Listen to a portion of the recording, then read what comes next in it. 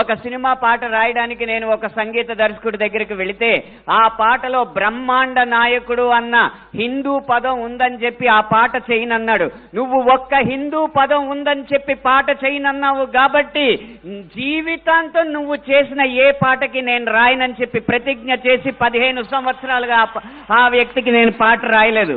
అలాగే ఒక పక్క రాష్ట్రం సంగీత దర్శకుడు వెళ్ళగానే దర్శక నిర్మాతలతో తిరుపతి ఆలయ విధానాలని విమర్శిస్తూ ఉంటే వాళ్ళు మిన్నక కూర్చుంటారు, ఎందుకంటే వాళ్ళకి మార్కెట్ ఉంది కాబట్టి.